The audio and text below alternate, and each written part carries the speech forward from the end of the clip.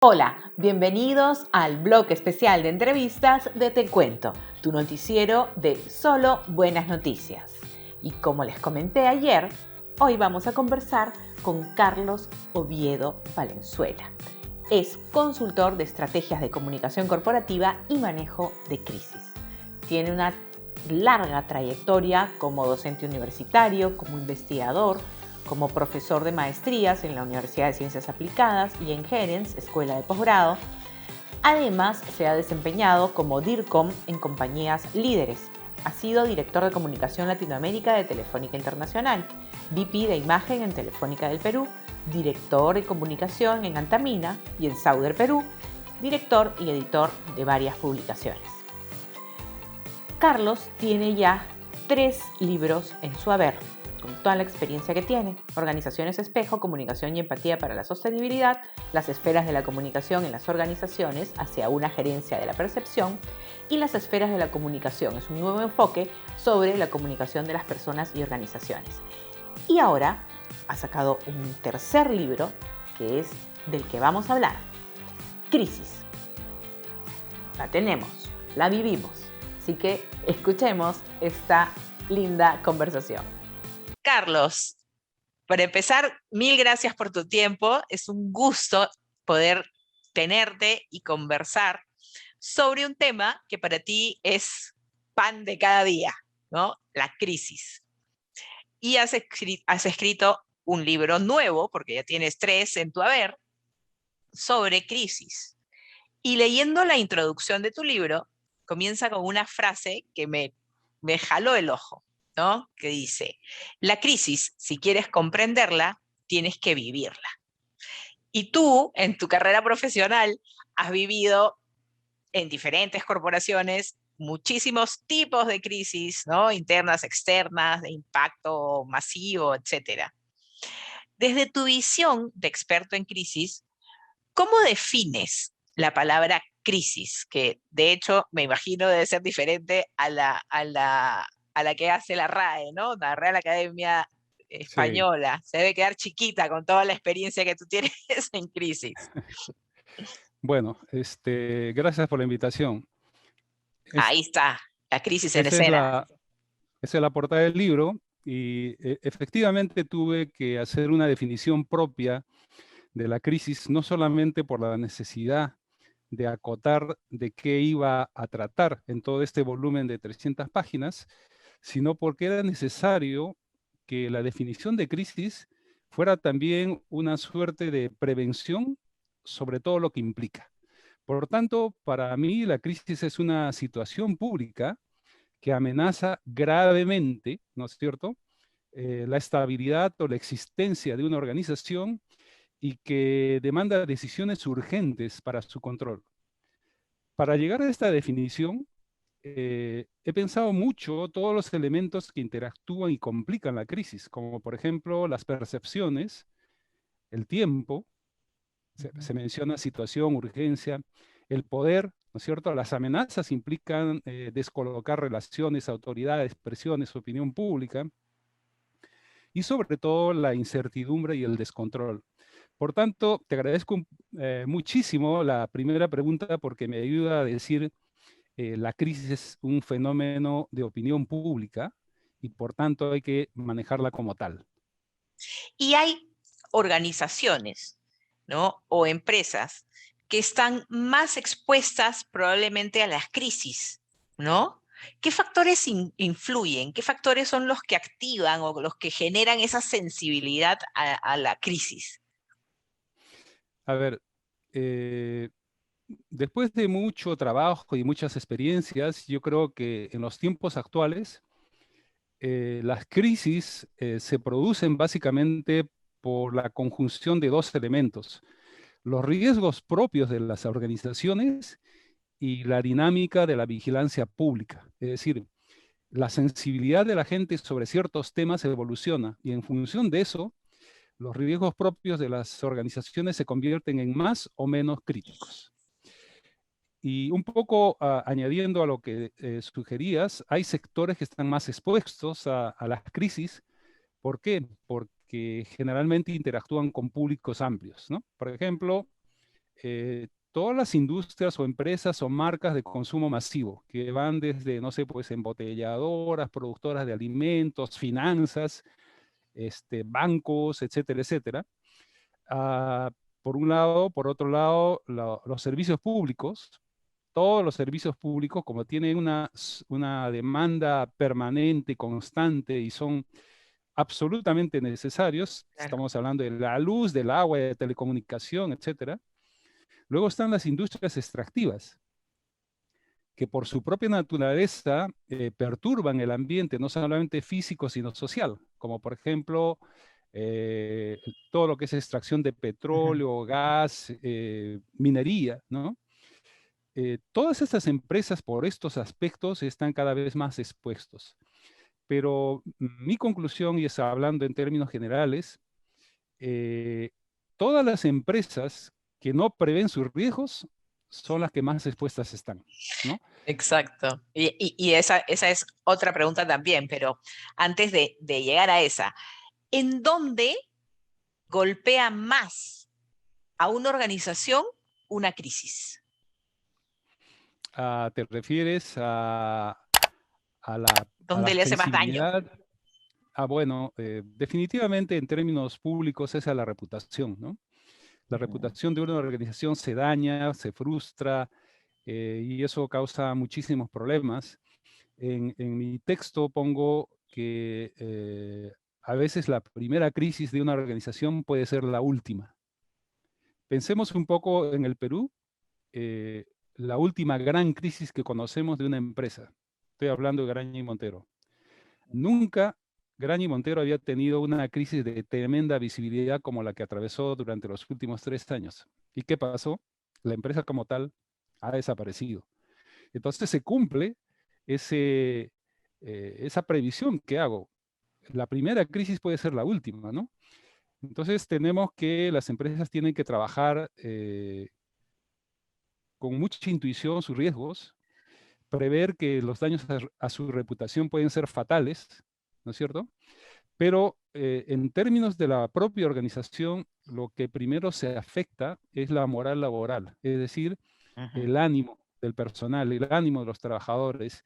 Si la misma gente de la empresa no está segura de que van a ser capaces de superar las dificultades públicas, ¿no? Las presiones de los medios de comunicación, entonces el ánimo decae y son incapaces de controlar los daños y salir, ¿no? Indemnes de este problema. Y ahí entra el tema de la prevención, ¿no? Porque hay organizaciones que más están, parece, dedicándose a generar, a cocinar crisis que a prevenirlas, ¿no? Que entiendo, como lo has dicho hace 2 minutos, es importantísimo, sea o no sea una empresa que esté, digamos, en el fuego de las crisis, que hemos hablado de los servicios públicos, etcétera, tienen que estar prevenidos para enfrentar cualquier tipo de crisis. Claro, mira, eh, las, las compañías transnacionales, las grandes corporaciones que tienen experiencias en muchos países y las organizaciones modernas, ¿no? Ya prevén sus riesgos, estudian sus riesgos. El único problema es que generalmente estudian los riesgos de producción, los riesgos financieros, los riesgos societarios, y muy difícilmente se ocupan de los riesgos públicos, es decir, ¿qué pasa cuando la opinión pública se ocupa de ti? ¿No? Cuando te pone bajo los reflectores y empiezan a hablar cosas que son o que no son sobre tu organización. Ese hecho cuestiona profundamente a la organización. En mi propuesta, en el libro, lo que hacemos es dedicar un capítulo a la prevención de crisis y básicamente lo que decimos es que se tiene que crear una cultura preventiva. La cultura de prevención de riesgos no es solamente cuidar la seguridad, que nadie se caiga, que no haya accidentes, no. Es una prevención que debe ser parte del ADN de la organización, de la cultura interna, a fin de saber cómo reaccionar ante un riesgo público y cómo apoyar a la misma organización a controlar las dificultades y a salir airosa de ese trance. Por tanto, la prevención es un elemento que debería ser parte del día a día. O sea, no esperes a tener una crisis para decir, hay que prever cómo evitamos otra. No, porque la misma prevención de crisis te va a ayudar a fortalecer y cohesionar las capacidades del personal para soportar dificultades. Ya la palabra crisis tiene una carga bien negativa, ¿no? Pero entiendo que de todo siempre hay algo positivo que sacar. O sea, ¿pueden salir cosas positivas de las crisis?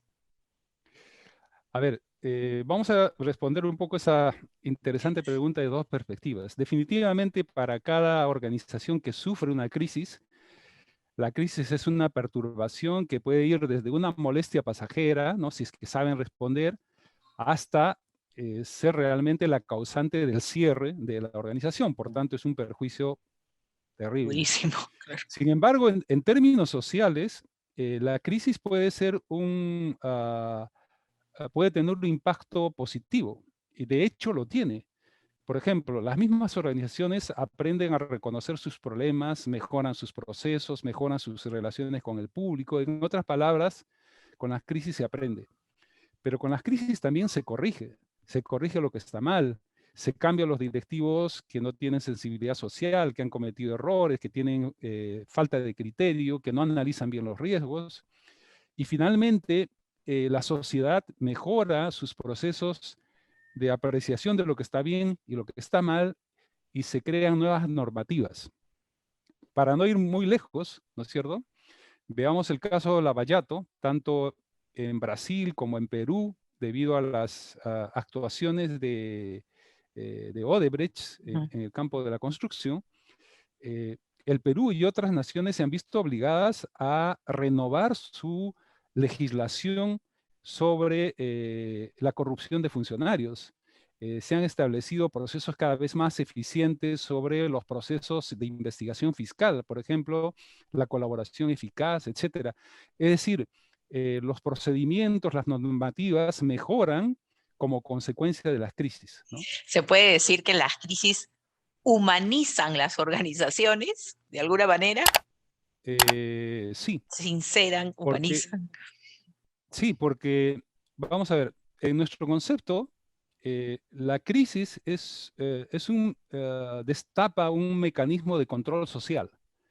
Es decir, la sociedad se crea con una finalidad. O sea, todos los seres humanos dentro de un espacio nos ponemos de acuerdo para construir una población, un tipo de sociedad, y tenemos una visión de lo que concebimos como desarrollo, por ejemplo. Cuando esa visión constructiva de lo que es la política, la economía, se afecta, entonces los medios de comunicación destapan el asunto y la sociedad se perturba. Esa perturbación genera demandas de intervención de autoridades, de decisiones, de búsqueda de soluciones sociales, ¿no? Por tanto, la sociedad en sí misma aprende y mejora con estas perturbaciones, porque de alguna manera necesitas volver al control, o sea, necesitas volver a tener una estabilidad que te permita la continuidad de ese progreso, de esa ruta hacia el bienestar que ha sido parcialmente interrumpida. ¿Nos puedes contar algún ejemplo de soluciones de crisis que se hayan realizado de manera creativa? Porque también entra a tallar mucho la creatividad, ¿no? Pero cuando hay que resolver problemas. Sí, a ver, hay un caso muy interesante de hace tiempo con la marca Benetton. No sé si se acuerdan de la marca productora de moda y muy caracterizada por sus colores chillones, desafiantes, ¿no es cierto? Bueno, esta marca tenía unas tiendas muy importantes en Turquía, y resulta que un político turco que causó muchísimos problemas a la nación fugó hacia Italia. Entonces Turquía reclamó la devolución de este individuo para procesarlo debidamente, e Italia lamentablemente se negó. la población turca reaccionó de una manera agria, con manifestaciones, incendiando y apedreando los locales o las inversiones italianas. Sin embargo, a la gente de Benetton se le ocurrió poner los maniquís y todas sus vidrieras en negro. Cuando la gente fue a ver qué pasaba con las vidrieras de las tiendas de Benetton, se encontraron con que estaban de luto. Entonces ellos entendieron que la marca les estaba diciendo, soy solidario contigo. Ujú. Y eso hizo que la marca fuera muy reconocida y no tocaron pero ni un vidrio de la instalación. Esta, por ejemplo, es una solución creativa cuando se entiende bien cuál es el sentido de la población, ¿no? Ahora, un caso en el que participé hace mucho tiempo en una empresa minera también fue resuelta con algo de creatividad. Ocurre que el campamento minero de esta empresa había sido prácticamente rodeado por el crecimiento natural de la ciudad. Y la ciudad decía, oye, queremos que el campamento pase a ser parte de la ciudad. Y en estas negociaciones entre la empresa y la ciudad, pues la gente empezó a preocuparse y empezaron a amenazar con huelgas, con paralizaciones, porque había la preocupación de qué iba a pasar con el campamento donde habitaban justamente los ingenieros, las familias, la escuela, etcétera, etcétera. Entonces decidimos enviar a una psicóloga para que trabajara en conversaciones encubiertas, ¿no? Con las madres de familia. Y entonces, y efectivamente empezó a dar talleres sobre la infancia de los niños, los primeros días en la escuela, cosas de sentido común para las amas de casa. Y al final de las charlas ella se sentaba a conversar con las señoras, las familias de los mineros y les preguntaba, bueno, ¿qué hay de esto? Como resultado de ese levantamiento de información, encontramos que la principal preocupación de la gente era el temor al costo, es decir, cuánto me va a costar seguir viviendo en esta casa en la que yo tengo mucho tiempo y me he Claro, porque acostumbrado. quieren que sea parte de la ciudad, ahora voy a tener que pagar Claro, cosas, o sea. y desalojar, ¿no? Ujú. Cuando se llevó este planteamiento a la compañía, a la dirección de operaciones, nos dimos con la sorpresa de que ellos nunca habían pensado cobrar nada. Y le dije, ¿y por qué no lo han comunicado? Es decir, la transferencia iba a ser gratuita y el otro problema que tenía la gente era, ¿y quién va a mantener los servicios públicos? Porque obviamente la empresa era la que hacía la limpieza, ponía el agua, etcétera, ¿no? La luz. Y se le encargó en una negociación a la ciudad que dijera, ok, la ciudad pone los servicios públicos. Entonces, resuelto el problema, se acabó el problema, así. Una vez que se detectó el problema, Ajá. las negociaciones tanto con los sindicatos, con los empleados, como con la ciudad, prosperaron y en lugar de amenazas, huelgas y malestar, todo esto terminó en una gran fiesta, ¿no? Fue una entrega, una ceremonia de entrega de llaves y la gente estaba feliz porque por fin la casa en la que habían vivido muchísimos años era suya. Era suya. Por Se le dio tanto, vuelta la tortilla. exactamente. Y de todo esto y más hablas en tu libro La crisis en escena, ¿no? Cómo Sí. entender, cómo gestionar, cómo prevenir las crisis en las organizaciones. Es un libro que no solo va a necesitar empresarios, comunicadores, estudiantes, ¿no? ¿Cuáles son los aportes o rasgos novedosos que hay en tu libro? A ver, gracias por esa pregunta que va directo al contenido del libro. Yo creo que el esfuerzo que hemos hecho de investigación, de trabajo para esta publicación, que está basado en la experiencia, ¿no es cierto? O sea, esto no es un trabajo meramente teórico, está basado en la experiencia. Creo que en primer lugar es novedoso porque aporta muchos modelos, muchos esquemas de trabajo y sobre todo algo importante, simplifica la comprensión y la gestión de la crisis.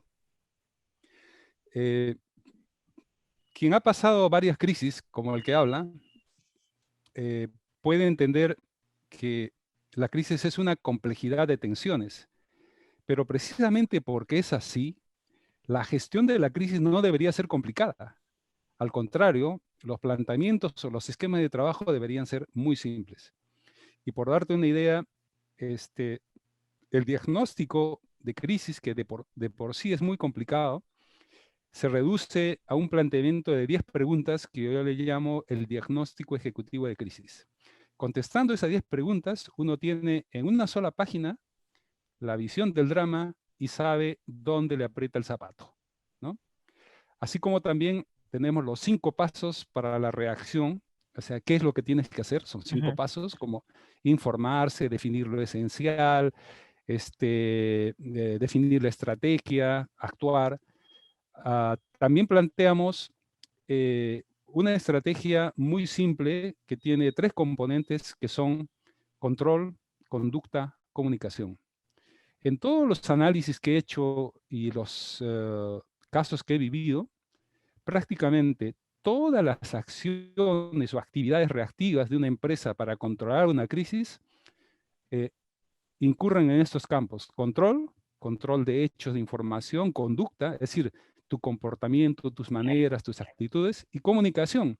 ¿Qué dices? ¿A quién lo dices? ¿Dónde pones el énfasis? Que no Etcétera. dices o cuando no dices nada también. Exactamente. Por tanto, creo, uno de los mejores aportes del libro es que simplificamos la comprensión y el trabajo mismo de afrontar la crisis con métodos y esquemas muy simples. Ya para terminar, Carlos, y no quitarte más tiempo, todo lo que mencionas en tu libro, que está basado en tu experiencia en diferentes organizaciones, se puede trasladar de manera micro a las crisis en familia y de manera macro a las crisis en un país, por ejemplo, que nosotros prácticamente vivimos en crisis, ¿no? En el país. A ver, sí, antes creo que me permites mencionar que el libro está disponible a través de Amazon para que tenga algún interés. Ah, los planteamientos, las propuestas que se hacen en esta obra como resultado de mi propia experiencia y de la experiencia de más de 60 casos que se incluyen en el análisis, nos llevan a la conclusión que estos planteamientos que simplifican el entendimiento y la gestión de la crisis pueden ser aplicados a cualquier tipo de organización. Es decir, no solamente a las empresas, las entidades públicas, los gobiernos, y por extensión también de repente al grupo familiar, a la familia. Porque a veces nos olvidamos que una organización no es otra cosa que la reunión de personas con un propósito, ¿no? Precisamente en la introducción del libro menciono que mientras estaba trabajando el libro se produjo la pandemia y por tanto los gobiernos, todos los gobiernos han tenido que aplicar una estrategia muy similar a la que proponemos. Es decir, control, han tenido que controlar el avance de la enfermedad, las migraciones, las fronteras, los contactos entre las personas, conducta, han tenido que racionalizar la conducta con el aislamiento social, te han dicho qué tienes que hacer, cómo comportarte, incluso los líderes han tenido que dar el ejemplo, todo eso es conducta, y comunicación, mantener el día a día informando a la población por dónde se están dando mayores casos, qué poblaciones tienen mayor incidencia, cuál es el alcance o la incidencia del mal, de la epidemia, cuáles son las mejoras, cómo deberían vacunarse, etcétera, etcétera. Control, conducta, comunicación. Como vemos, si los gobiernos y la Organización Mundial de la Salud pueden aplicar este tipo de solución, también es aplicable a las empresas, a las pequeñas empresas.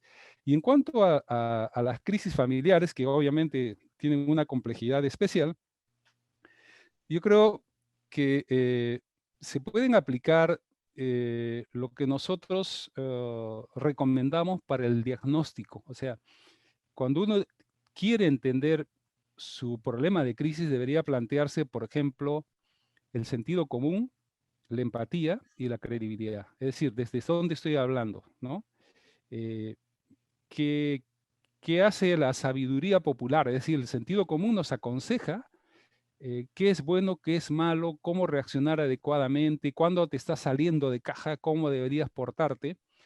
La empatía hace que me coloque en la posición del otro y por tanto vea el problema no solamente desde mi punto de vista, sino desde el punto de vista del otro, de la otra que tengo al frente.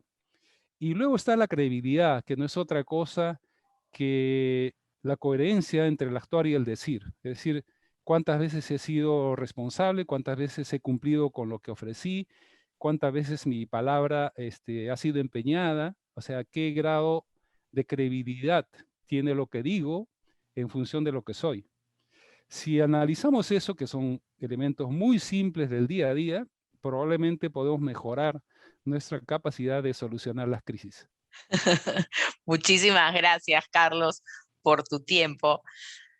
Ha sido lindo verte de nuevo, tomando en cuenta que has sido mi jefe, pero que además maestro y guía, ¿no? Porque aprendí muchísimo, muchísimo trabajando contigo, y habernos convertido en amigos, pues me da mayor felicidad. Que A te ti, vaya Aida, muchísimas súper, gracias. que te Muchísimas vaya gracias muy, por la muy bien. oportunidad. Muy Y bien. estamos en contacto. Gracias, saludos. Ha sido un gusto enorme, enorme haber conversado con Carlos. Carlos fue mi jefe, ha sido mi jefe en Telefónica hace unos años atrás. Pero además de jefe, aprendí muchísimo de él. Es un maestro, él es profesor, entonces él le brota, él enseña. Entonces aprendí muchísimo de él. Y somos amigos, así que ha sido realmente gratificante encontrarnos a través del Zoom nuevamente. Cuídense mucho, eso ha sido todo en Te Cuento por este fin de semana. Estamos en contacto, no se olviden que el miércoles Pupe Sesiones, el jueves Beste Coach y nos vemos el próximo viernes con Te Cuento, tu noticiero de solo buenas noticias. Chao. Que tengan una semana maravillosa. Así será.